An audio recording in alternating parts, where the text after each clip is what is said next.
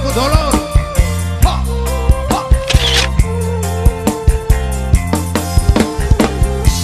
Oke.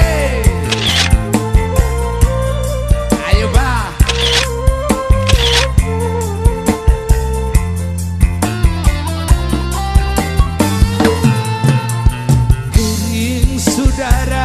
Inilah pedangdut pria di panggung koplo Jawa Timur yang suaranya mudah ditebak meskipun tidak menyaksikan visualisasi videonya. Cak Sodik. Cak Sodik kerap membawakan lagu-lagu dengan genre musik reggae yang dimix dengan dangdut koplo. Tidak heran jika penggemar Cak Sodik saat ini sebagian adalah anak-anak muda yang menyukai genre musik itu.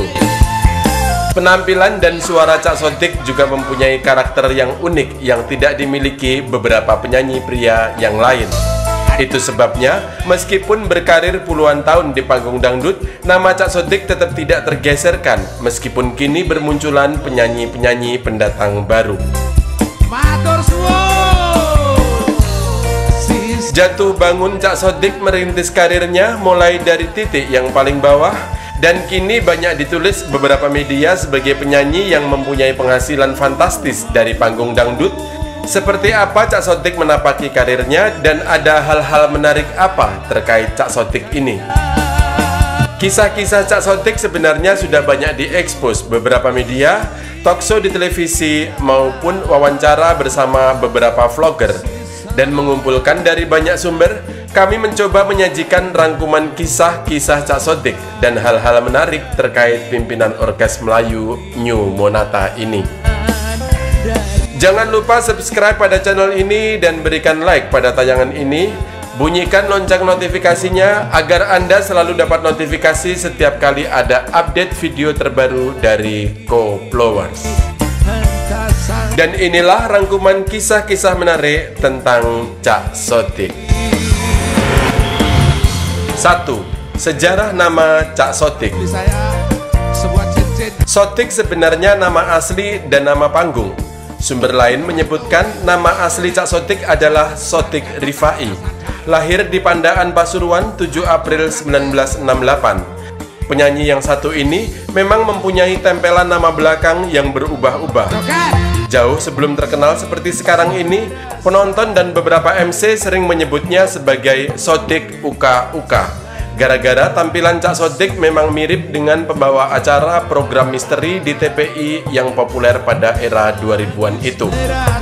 Berikutnya nama Sodik sering disebut juga sebagai Sodik Monata sejak ia bergabung dengan Orkes Melayu tersebut. Di televisi nasional sering dipanggil sebagai Sodik Pantura gara-gara Sodik sering dijuluki sebagai rajanya dangdut Pantura atau dangdut koplo. 2. Kisah dramatis rumah tangga Cak Sodik. Mengutip dari berita tribunjateng.com, sisi lain yang menarik dari Cak Sodik selain karirnya yang terus menjulang adalah kisah rumah tangganya yang dramatis dan memilukan. Cak Sodik diceritakan bahwa ia harus merawat istrinya yang pertama yang bernama Yuliani yang sakit stroke selama 14 tahun. Hampir setiap hari sepulang manggung, Cak Sodik harus mengerjakan semua pekerjaan rumah seperti mencuci, memasak, merawat anak-anaknya, dan termasuk merawat istrinya yang sedang sakit. Beruntung Cak Sodik akhirnya memutuskan untuk berpoligami dengan Sutiani atau yang sering dipanggil dengan Mbak Ani. Istri keduanya inilah yang membantunya merawat istri pertamanya dan anak-anaknya. Istri pertama Cak Sodik akhirnya berpulang ke rahmatullah pada tanggal 26 September 2018. Bersama istri pertamanya, Cak Sodik mempunyai 4 anak. Dan bersama istri keduanya, Cak Sodik mempunyai anak satu yang baru berumur 5 tahun. 3. Menuruni bakat dari ibunya. Kita sesama seniman, Pak. Dikenal sebagai penyanyi yang awet manggung dan mempunyai karakter vokal yang unik, siapa sangka bahwa darah seniman pada diri Cak Sodik adalah turunan dari ibunya. Cak Sodik menceritakan bahwa ibunya dulu adalah seorang pesinden, atau dengan bahasa lokal sebagai tanda. Meskipun karir ibunya tidak seterkenal dirinya, namun ibunya juga menjadi tanda yang mempunyai jadwal tanggapan dari kampung ke kampung.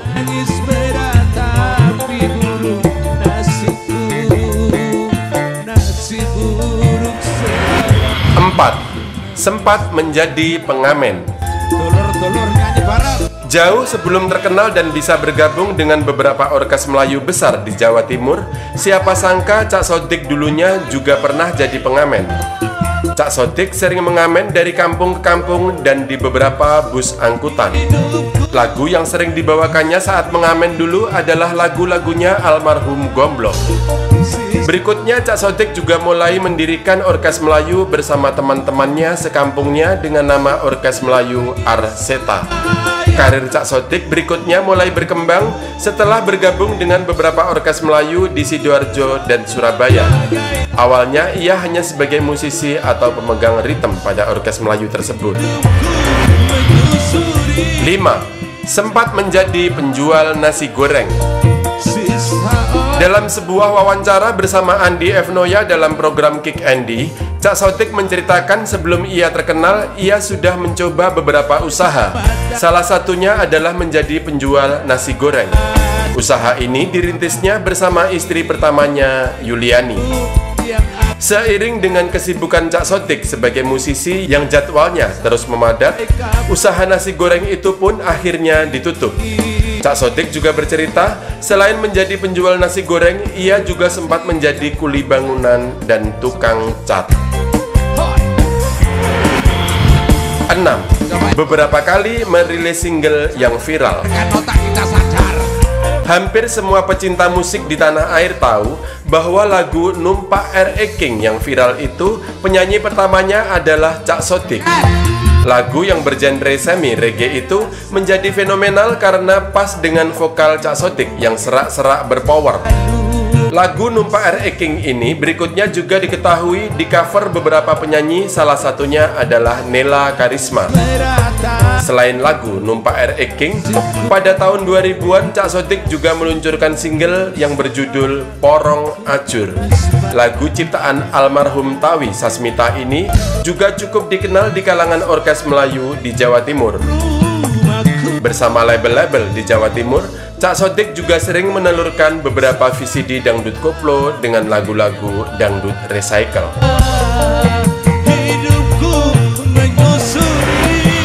7. Sering menjadi bintang tamu di TV nasional. Popularitas Cak Sodik juga mengantarkannya sampai ke televisi nasional, sehingga ia dikenal semakin meluas. Cak Sodik diketahui sering menjadi bintang tamu dalam beberapa acara di televisi seperti acara Bintang Pantura di Indosiar dan Kilau DMD di MNC TV. Sering muncul di televisi nasional, tentu saja popularitas Cak Sodik semakin cepat meluas dan tawaran manggung ke berbagai daerah pun turut berdatangan. 8. Menjadi YouTuber. Cak Sodik juga membuka channel YouTube yang dinamai Cak Sodik Official. Dalam channel ini, Cak Sodik sering mengunggah karya-karya bermusiknya. Bersama sahabatnya, Mas Nono, Cak Sodik kerap membuat karya-karya baru. Terakhir, Cak Sodik membuat lagu dengan versi reggae yang berjudul Nang Omah Wae, yang didedikasikan dalam situasi dan kondisi pandemik COVID-19 ini. Dalam sebuah lagu Tak Ingin Tanpamu yang diciptakan oleh Mas Nono, dalam channelnya Cak Sodik juga sempat duet dengan istrinya Mbak Ani. Salam satu jiwa. 9. Sering dijuluki OKB atau orang kaya baru. Mengutip dari tulisan merdeka.com, Cak Sodik menceritakan honornya awal-awal ia manggung di orkes. Honornya sebagai musisi waktu itu hanya sekitar Rp20.000 untuk manggung mulai dari jam 9 malam sampai jam 12 malam. Namun keadaan berbalik sekarang setelah Cak Sodik menjelma sebagai Raja Koplo yang dikenal di seluruh pelosok Nusantara. Honor Cak Sodik dikabarkan bisa mencapai puluhan juta untuk sekali manggung. Belum lagi kalau ia diundang keluar pulau. Padahal sebulan Cak Sodik bisa manggung di banyak tempat. Tak heran jika beberapa media menjulukinya sebagai orang kaya baru. Hal ini sepertinya tidak salah. Terbukti Cak Sodik kini menempati rumahnya yang nyaman, dilengkapi dengan studio recording yang ditempatinya bersama istri keduanya dan anak-anaknya.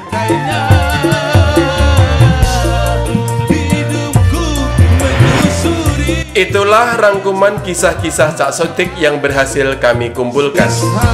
Kisah Cak Sodik ini bak kisah panjang yang mengingatkan kita bahwa mukjizat itu bukan hanya sebagai cerita belaka. Setidaknya Cak Sodik sudah memberikan contoh kepada kita, dari nothing akhirnya bisa menjadi everything asal kita tekun dan konsisten menjalaninya.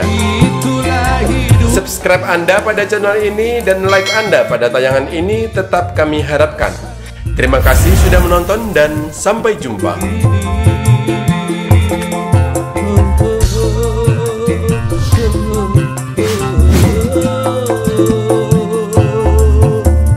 Nambah nuwun, nambah tohir, nambah nuwun.